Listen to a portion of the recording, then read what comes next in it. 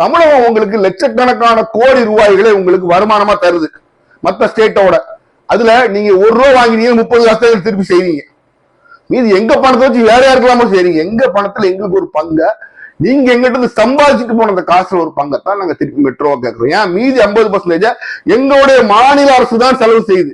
அப்ப மாநில அரசுக்கு அது லாபகரமா இருக்கும் அப்படின்னு நினைச்சதுன்னா அதுக்கும் பணம் போடுறது இல்ல, நீங்களும் போட வேண்டியதானே. எங்கிட்ட இருந்து வாங்கி சம்பாதிச்சுட்டு தானே போறீங்க. நாங்க எங்க வேற எந்த காசையும் தமிழர்களாக்கி நாங்க உங்ககிட்ட கேட்கல. எங்க ஸ்டேட்ல இருந்து அள்ளி வாங்கிட்டு போறீங்க இல்லைங்க, அந்த காசுல ஒரு பங்கை எங்களுக்கு மெட்ரோவா திருப்பி கொடுங்க. அர்த்தம் உங்களுக்கு முடியாதா? மதுரை எப்படி மதுரையோட பொட்டன்சியல் வெறும் இண்டஸ்ட்ரியா மட்டும் நீங்க பாக்காதீங்க. மதுரைங்கிறது இந்தியாவிலேயே மிக பழமையான நகரம் எதுன்னு பாத்தீங்கன்னா, பழமையான நகரம்னு பாத்தீங்கன்னா மதுரை நகரம் தான். அது மட்டும் இல்லாம இண்டஸ்ட்ரியல் வரலாறு கொஞ்சம் மட்டும் இருந்தாலும் அதோட ஹிஸ்டாரிக்கல் சிக்னிபிகன்ஸ் அப்படின்னு சொல்றது மதுரைக்கு ரொம்ப ஜாஸ்தி. டூரிஸ்ட் பொட்டன்ஷியல் ரொம்ப ஜாஸ்தி. மதுரை வளர்ச்சி தென்பட்டு கொஞ்சம் தடப்பட்டு போயிருக்கிறது யாரும் மறுக்க முடியாது. ஆனா வளரக்கூடிய அதிக சாத்தியக்கூறுள்ள ஒரு நகரம் மதுரை. அந்த சாத்தியக்கூறுகளுக்கு ஒரு மிக மிக முக்கியமான விஷயம் இந்த மெட்ரோ ரயில்.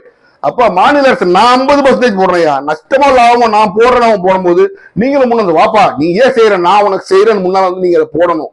நீங்க 50% இன்வெஸ்ட் பண்ணலன்னா அப்போ தமிழகம் முன்னேறணும் அப்படிங்கிற எண்ணம் உங்களுக்கு இல்லைன்னு தாங்க நினைக்க முடியும்.